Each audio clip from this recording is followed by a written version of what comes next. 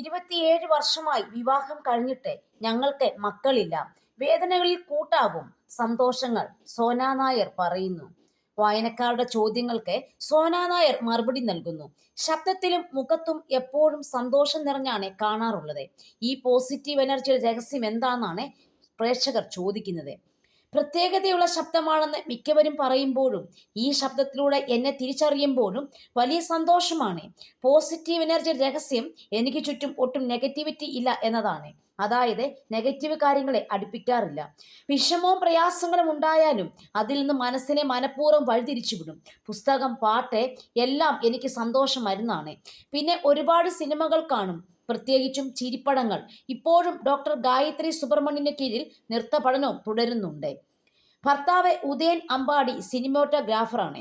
എനിക്ക് മുമ്പേ സിനിമയിലെത്തിയ അദ്ദേഹവുമായി ലൊക്കേഷനിൽ വെച്ചുള്ള പരിചയമാണ് പ്രണയത്തിലേക്കും വിവാഹത്തിലേക്കും എത്തിയത്. 27 വർഷമായി വിവാഹം കഴിഞ്ഞിട്ട് ഞങ്ങൾക്ക് മക്കളില്ല. അച്ഛൻ സുധാകറും അമ്മ വസുന്ധര ദേവിയും കലാജീവിതത്തിന് എല്ലാ പിന്തുണയും തന്നു. അച്ഛനാണ് ലൊക്കേഷനിൽ കൂട്ടുവന്നിരുന്നത്. അനിയൻ ദീപുവിന് ബിസിനസ്സാണ്. സിനിമയിലും സീരിയലിലും ഒരുപാട് കഥാപാത്രങ്ങൾ ചെയ്തു. എപ്പോഴെങ്കിലും ഇനിയും സീരിയൽ വേണ്ട, സിനിമ മതി എന്ന് തോന്നിയിട്ടുണ്ടോ? സിനിമയിലും സീരിയലിലും തിരക്കിട്ട് ഓടി നടന്ന കാലം ഉണ്ടായിരുന്നു. അന്ന് സീരിയൽ വേണ്ടെന്ന് വെച്ചിട്ടുണ്ട്. പക്ഷെ അതൊരിക്കലും ഇഷ്ടക്കുറവ് കൊണ്ടല്ല. അഭിനയത്തിന് തുടക്കത്തിലുള്ളവർക്ക് ലൈറ്റും ലൊക്കേഷനും കഥാപാത്രവും ഒക്കെ മാനേജ് ചെയ്യാൻ പഠിക്കാൻ സീരിയൽ പറ്റിയ ഇടമാണ്. മെഗാ സീരിയലുകളിൽ വർഷങ്ങളോളം അഭിനയിക്കുമ്പോൾ ചിലപ്പോൾ വിരസത തോന്നാം. പക്ഷെ സിനിമയിൽ അങ്ങനെയല്ല. മികച്ച സംവിധായകർക്കൊപ്പവും സൂപ്പർ താരങ്ങൾക്കൊപ്പവും മാസത്തിൽ 4-5 വേഷങ്ങൾ ചെയ്യാം.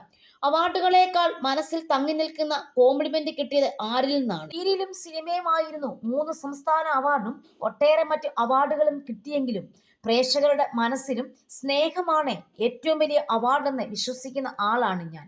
മറക്കാനാകാത്ത 2 അഭിനന്ദനങ്ങൾ പറയാം. സൂര്യ ഫെസ്റ്റിവലിൽ നെയ്ത്തുകാരൻ പ്രദർശിപ്പിച്ചതിന് ശേഷം കൃഷ്ണമൂർത്തി സാർ അദ്ദേഹത്തിന്റെ ലെറ്റർ പാഡിൽ ഒരു അഭിനന്ദന കത്തെഴുതി. അവാർഡിനേക്കാൾ സന്തോഷമാണ് ഇപ്പോഴും അത്.